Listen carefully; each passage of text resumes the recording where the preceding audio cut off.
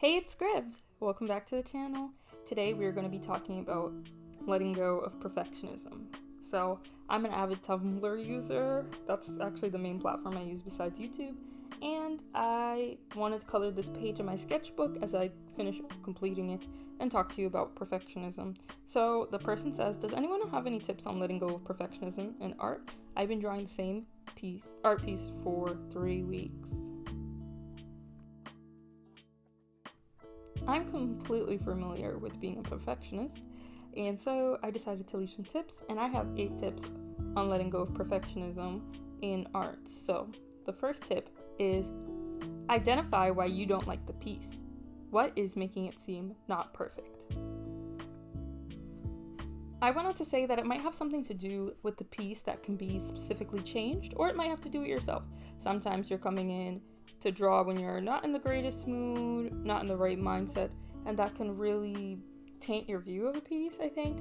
And also, sometimes it really is something with the piece. Like, you don't like the way you drew the tree, you don't like the way you colored, you don't like the sketch, and it can be as simple as starting over from the beginning to improve upon the work that you didn't like.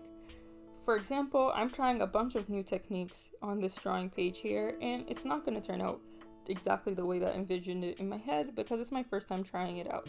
So I know that, I'm not going to expect for perfect. I'm just going to see what I like and what I don't like, and that's a big part of art as well.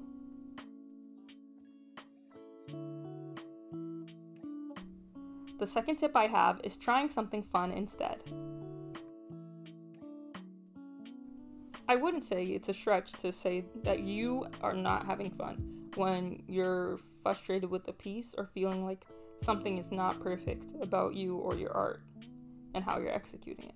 So do something fun, try a challenge, a 10-minute, 1 minute, 10-second challenge, draw your OT in this position challenge, anything really, something that will take your mind off of the piece and perfectionism and let you know why you even want to draw.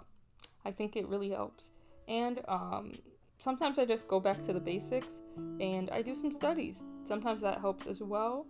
And yeah, it might not be fun for everyone, but it's really fun for me. So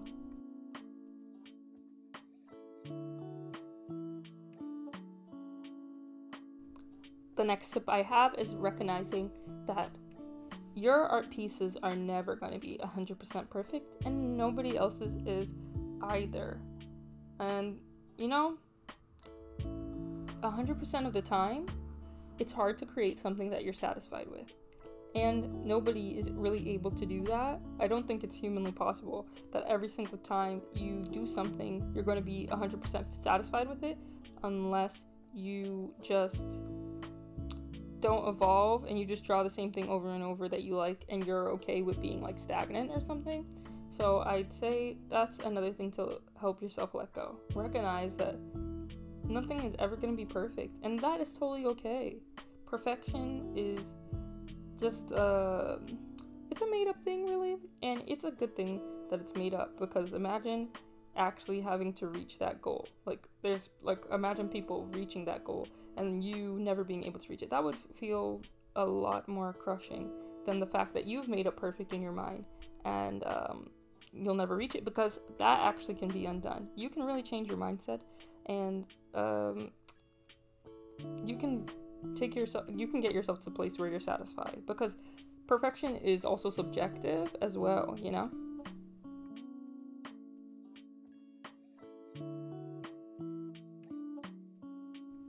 This one took a long time for me to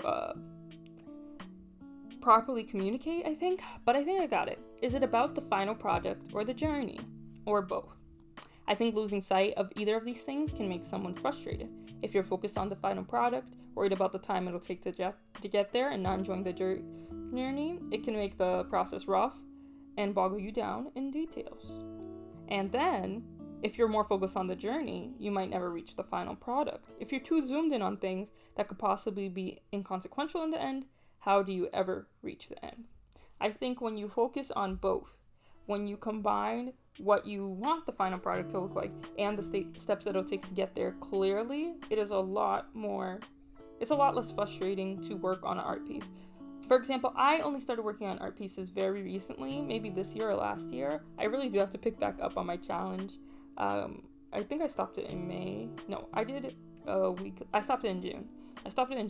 But when I was doing those pieces, something that was really hard for me previously was getting from the start to finish. It was like there's all these different pieces. I didn't know how to put them together and get to the end. So I would say that I was getting bogged down in the details. But then I realized, you know what? Let's just finish. We can go over what we don't like in the end, you know? You don't have to sit there in the middle of it and go, I don't like this, I don't like it. You'll never finish that way. Even if the goal is you don't want to be stuck anymore. Push through the anger and the upset and create a piece that you don't like. That is okay to make. It's okay to make ugly art. That's fine. It's okay to make art that you aren't satisfied with. In fact, there's a lot of artists who are out there that encourage it. And you know why they're encouraging it? Because with social media and sharing your art and everything, you start to it changes the outlook of you and yourself as an artist. And what being an artist is all about is just about creation. Not only beautiful creations, but just creation in general. And if you look in other genres of like movies and songs and everything, think about the worst song you've ever heard. That's still art, that's still a creation. And again, since it's subjective, you might think it's the worst song you ever heard. Somebody might think it's the best song ever. And I know it's about you being satisfied, but think about the person who put that song, who shared it with the world. They got it to a place where they liked it. And it didn't really matter what anybody else thought. So yeah.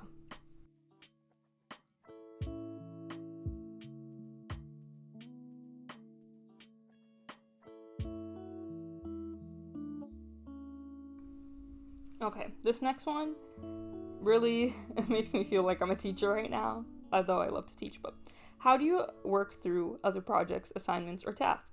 Try to approach your art in the same way, or try to approach it in the opposite way, changing things up a little bit to find a comfortable pace that allows you to break past the barriers.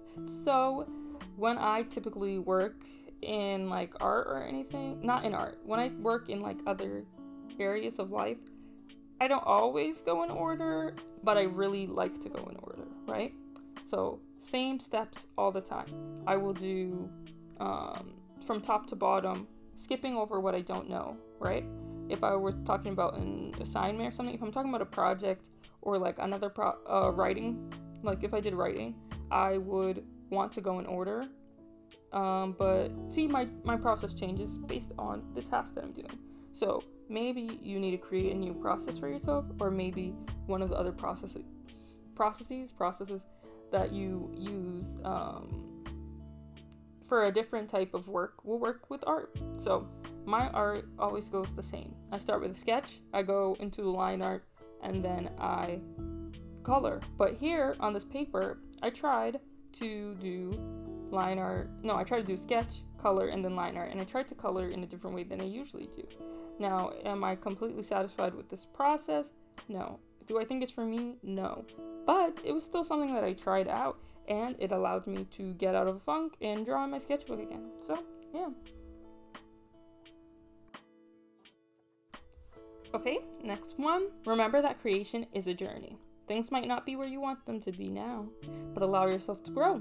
If you finish something and you hate it, that doesn't mean you're a bad artist. People go through drafts and many iterations of their works all the time. I think that this one I always have to remind myself because feeling like I'm not, actually, here's the thing that I think about myself. I like my art. I think I'm a good artist. However, I don't know if my art is what is interesting to audiences, and that is a different conversation for another day. But hey, nobody really does this hole-in-one thingy once their skill level no longer matches up with their visual library. I'd say when you first start off, you are more thinking about the fact that you accomplished something, right? And then it gets into, well, how did I accomplish it? And these tiny little details like I was talking about earlier, and it should really be like, hey, I created this piece. Maybe it didn't come to life in the way I wanted, but that's why you can always do it again. There is no like limit on how many times you could draw something. Maybe you want there to be, but honestly, if I wanted to draw the same thing over and over and over again, I could. So I think I used to be a bit of a perfectionist when it came to sketchbooks. I used to want my sketchbook to look like the way everybody else's did. Even though there's pages that other people weren't satisfied with, I still felt like none of my pages were good or interesting to look at.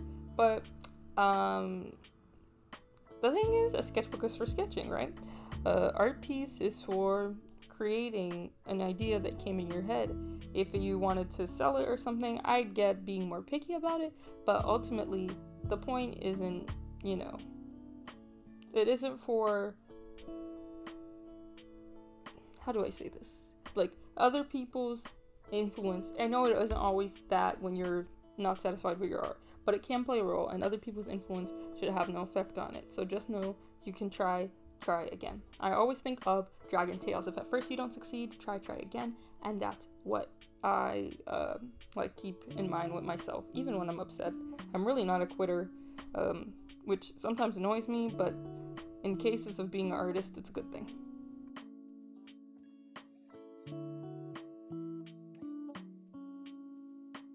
My last tip is start from scratch and don't even look at your first draft as the reference material. Sometimes you really need to throw away what you had in mind to get like where you want to go. I think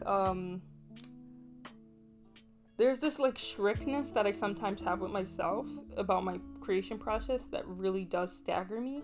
I think I talked about it a little bit in some other videos, like how I was like, first I need to do this, and then I need to do this, and it was like, just if I just had not thought about all those things, I might have gotten to where I wanted to. If I had this drawing and I was like, let's say, what don't I like about it? So I'll tell you, I don't like how streaky the markers are on her face, though I was trying something out.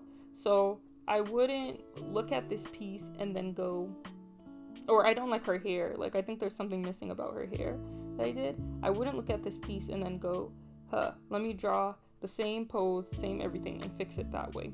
I take the bare minimum idea, which is to show off her makeup look, like to show off a goth makeup look, and then I draw another thing.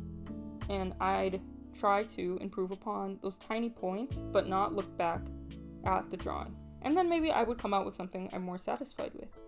And if you do too much comparison, sometimes things get too pigeonholed. So yeah, I think that's all the tips I have for today. Put some tips of your own in the comments, and if you made it this far, thank you so much for watching. We are on the journey to getting memberships. I still need my watch hours to go way up, but we are on the journey to getting memberships, and getting memberships means that I can hopefully make art a stream of income for me, because right now I'm not looking for it to be my full-time job. Eventually, but not right now. So yes, thank you so much for watching.